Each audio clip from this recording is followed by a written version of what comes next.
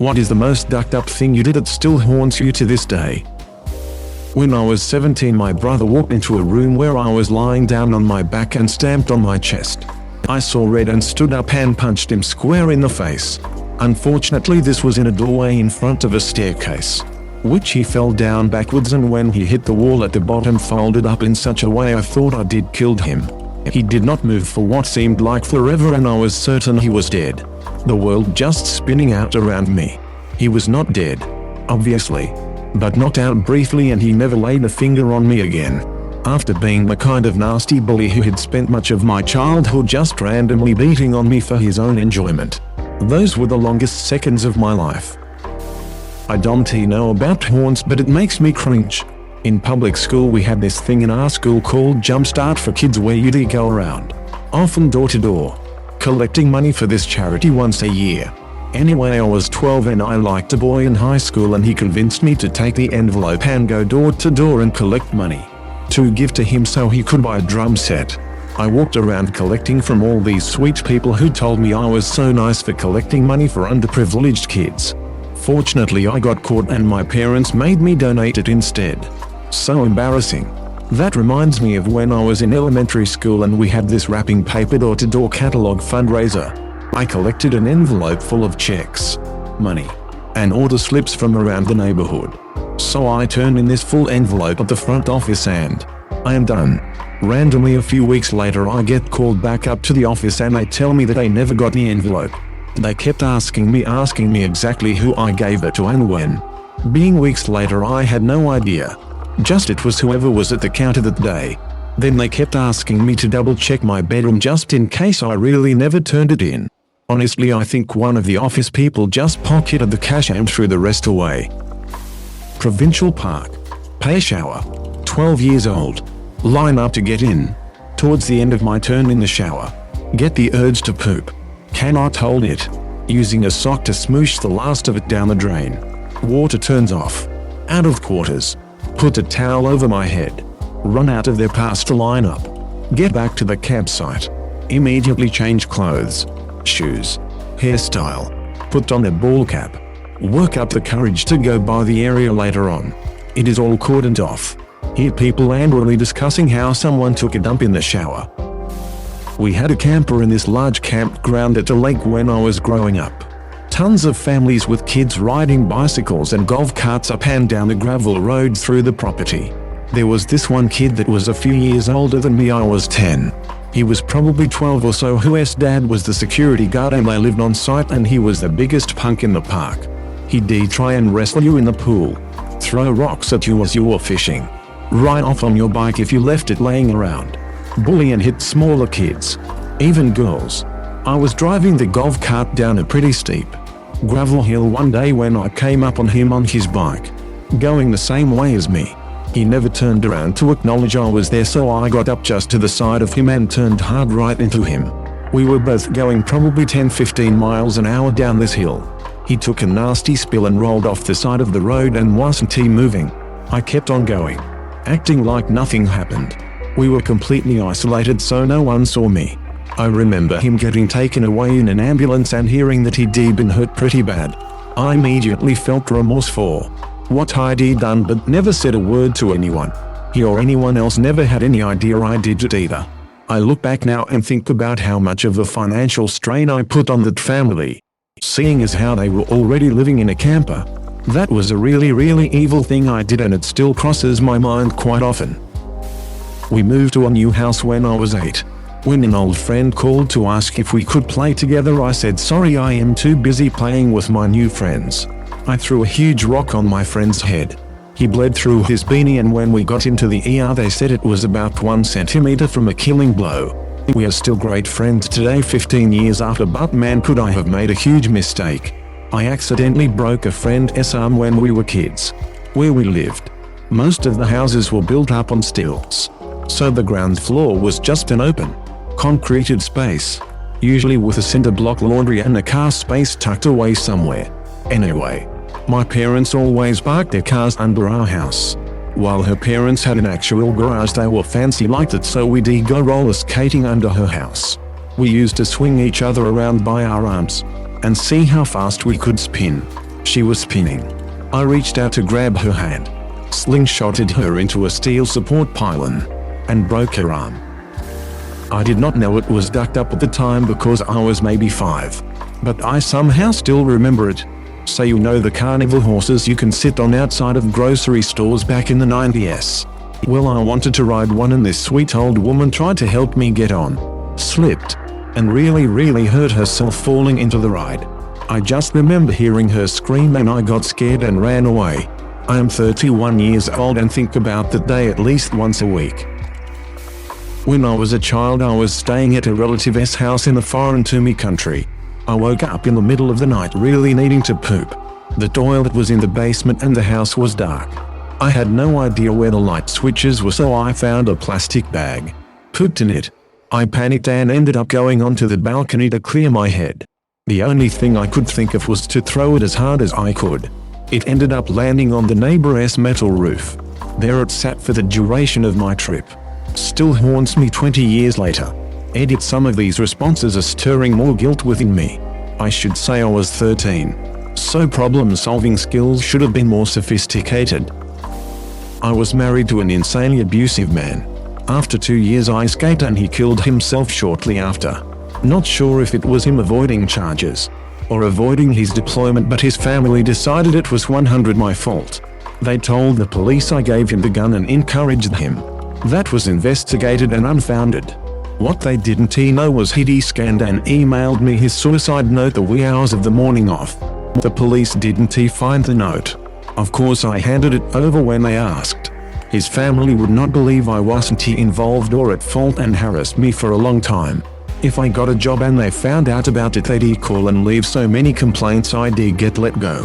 Found out what I drove and had their other kids and their friends follow me. I ended up having to leave the town and disappearing to avoid them. But before I did, I printed a copy of his suicide note, found his mom's car at the job, and left it on the window shield. That note detailed the abuse his father put him through, his rage at his mother for never leaving him and making himself and his siblings live with the sob that he never wanted me to blame myself, that this was his way of getting the heck away from them and the damage he caused. I felt pretty bad for a while, but at the same time, they literally wouldn't leave me alone and stalked me for 5 years. Easy. When I was 5, I burned my house down.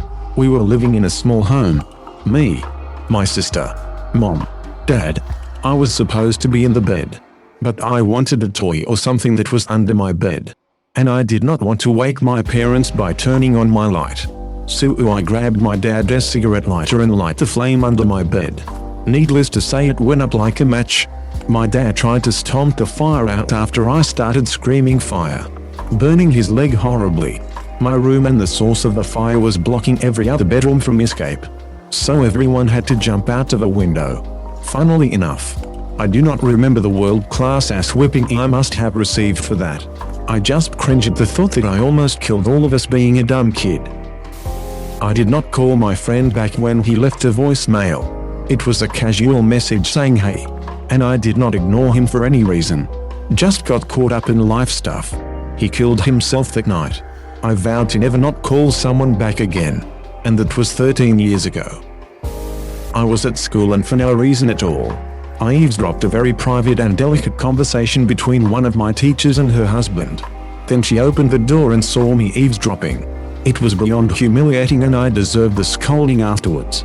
I was young and stupid obviously, but when I remember the look on her face, I still cringe hard. Even if it has been almost 20 years.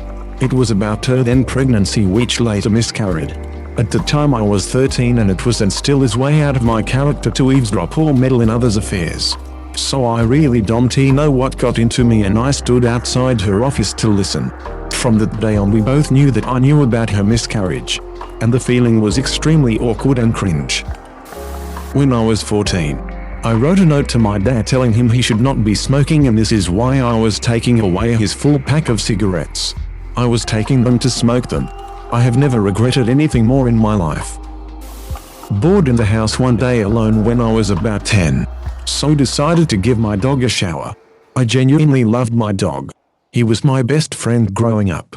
But for some unknown reason I decided to turn the shower onto hot water only, extremely hot, and started showering him. There was a delay, I guess, in him reacting because his fur was so thick, which meant I kept it on him for a few seconds.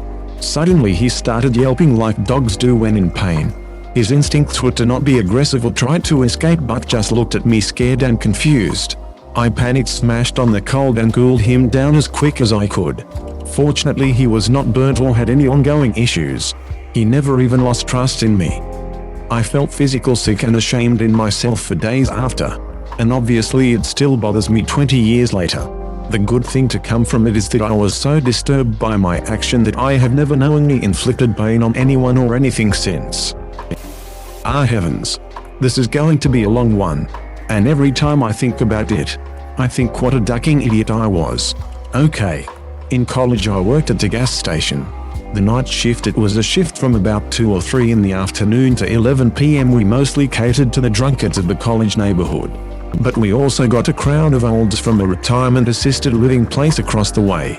The regular olds would come in to buy lotto tickets, just get out of their apartment for a while. I loved these old men and women. I would let them yammer on as long as they liked about whatever. I enjoyed talking to them. One day, in the middle of summer, at the beginning of my shift, one of the regular old ladies comes in to get a scratch off or something and says she is going to go visit her son and his kids on Blah Street. I am like, Mary. Fake name. It is over 90 degrees out. That is at least a mile away. I cannot let you walk all that way in the heat. You will stroke out. She is insistent she is going. So after back and forth on this forever, I finally say, okay, Mary, fine. But please let me drive you. We worked in paired shifts. Me and my partner were cool. So I left him to cover the store to drive her. So I know where Blah Street is. But she is giving me all these wacky instructions to get there. Really insistent. Finally, after 20 minutes of her not seeming to know where the heck we're going, I am like, let me just drive to Blah Street and you can tell me what house. So we get there and finally she is like that. That is my son's house. I am relieved because I have been away from the store way too long. So she gets out and I throw the car in the reverse and I am about to peel out and I have the wherewithal to be like, hold it. Make sure she gets in the house. So this little old white lady goes up to the door, knocks, and a few minutes later, 2 little black kids answer the door. I think, shit, this is the wrong house. But the kids talk with her for literally 1 second and then let her in.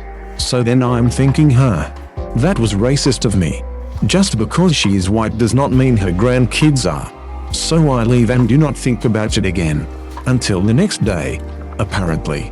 Those 2 kids were definitely not her grandkids. They just let her in because wild guess they were like, oh, it is a little old lady who seems to think she belongs here. Come on in. Well, the kid's mom got home and kicked her out and she started walking home. Totally lost. A kind construction worker found her confused, slightly dementia self. I did not know she had dementia and he was kind enough to call a cab to get her home. So thank God, I did not kill her. You may wonder how I found these details out. See, she told me the next day during my shift when she brought me back on banana bread to thank me for driving her. After abandoning her in the middle of the damn city with no money and no direction in 90-degree heat. I could not even eat the banana bread because it made me sick. What an idiot I was. Like I should have seen the signs. Ugh. I just thank God I did not hurt or kill her. 2nd grade. I had a classmate fake named Sasha who was kinda awkward. Crooked teeth. Quiet. Not too bright. Did not really have any friends within the class. Though she did have some people she would hang out with at recess. In any case, a boy in the grade above us, a friend of my brother's actually, for some reason decided to spread a rumor among all of us that Sasha had lice and to stay away from her. I bought it without a second thought. And so did most of us as far as I know. She was not particularly teased. But she was just shunned. No one talked to her. She was around till the end of the year and did not come back for 3rd grade. No clue what happened to her. But I really hope we did not mess her up too much. Next summer, I got the worst case of head lice my pediatrician had ever seen. Karma. My dudes. When I was around 11 or 12 I started sleeping in bed with my dad. My mum was in the same room but she slept in a separate bed. My dad was a twitcher and would violently thrash around, so she moved to another bed. Anyway, I started sleeping in bed with him, and one night I woke up to my dad rubbing and playing with my nipple. He was essentially feeling me up and I could tell he was turned on. I had no idea what to do. I didn't want to say anything because I thought if he was doing it on purpose to me, he might hurt me. If he was doing it because he thought I was my mum, then we'd both be really embarrassed. And if he was just doing it in sleep, I didn't want to make things awkward. After a few minutes he stopped and we just laid there, and he tried to draw his hand away, but I stopped him and tried to get him to keep going. I have no idea why. The next morning my dad obviously told my mum what had happened, and she said, "Your dad touched you last night because he thought it was me." I tried to deny it happened because I was embarrassed, but eventually said that yes, he had. Then my dad came in and apologized to me. It was such a weird, awkward encounter, and I never slept in the same bed as him again. Thanks for watching. Consider subscribing for more videos.